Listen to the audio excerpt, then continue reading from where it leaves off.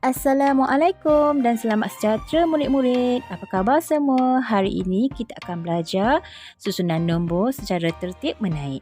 Apakah standard kandungan kita?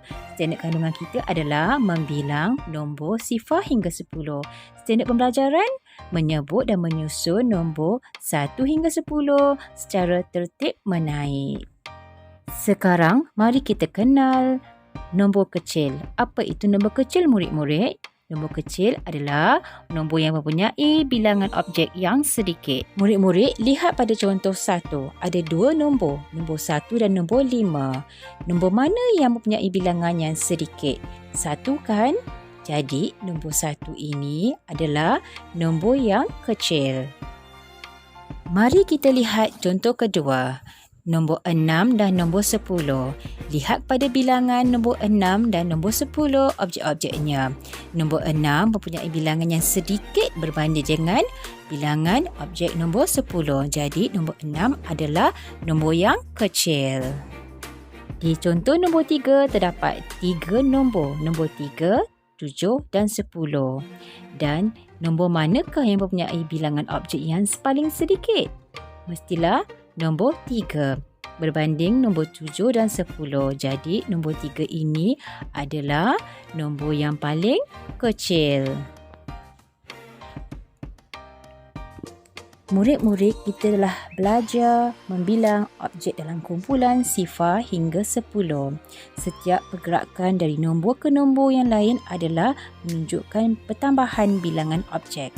Sekarang, mari kita menyebut nombor secara tertib menaik. 1, 2, 3, 4, 5, 6, 7, 8, 9 dan 10. Murid-murid, inilah susunan nombor secara tertib menaik. Murid-murid, tahukah anda apabila kita menyusun nombor secara tertib menaik, kita perlu menyusun nombor daripada nombor yang kecil hingga nombor yang besar. Untuk memberi gambaran yang lebih jelas, cikgu akan membina sebuah tangga yang mempunyai anak tangga 1 hingga ke 10. Jom kita bina. Murid, tangga yang pertama mempunyai 1 bata. Tangga kedua mempunyai 2 bata. Tangga yang ketiga mempunyai 3 bata. Tangga keempat mempunyai 4 bata. Tangga kelima mempunyai 1, 2, 3, 4, 5 bata. Tangga keenam mempunyai 6 bata. Tangga ketujuh mempunyai 1, 2, 3, 4, 5, 6, 7.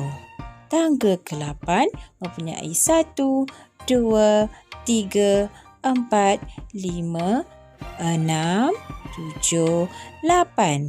Tangga ke-9 mempunyai 9 bata.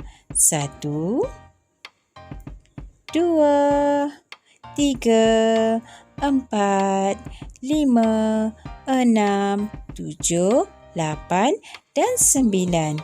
Tangga ke-10 mempunyai 10 bata. 5, 6, 7, 8, 9 dan 10. Inilah susunan tangga secara tertib menaik. Sekarang, mari kita menyusun nombor 1 hingga 10 di atas tangga yang telah kita bina. Nombor 1 perlu berada di bata yang 1 bilangannya.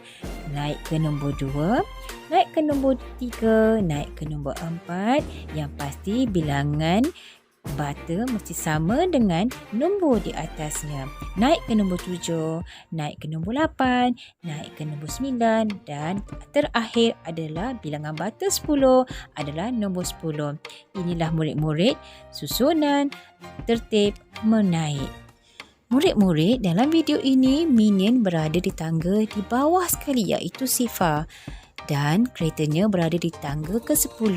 Minion hendak mengambil keretanya. Jadi Minion perlu menaiki 10 anak tangga. Sekarang dah tangga ke-6, ke-7, ke-8, ke-9 dan ke-10.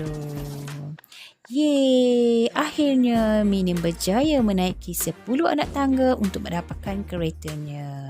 Ini adalah contoh susunan nombor tertib menaik.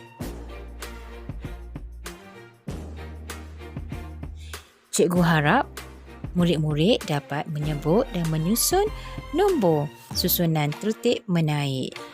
Setakat ini sahaja untuk pembelajaran kali ini. Cikgu ucapkan tahniah dan terima kasih kepada semua murid-murid.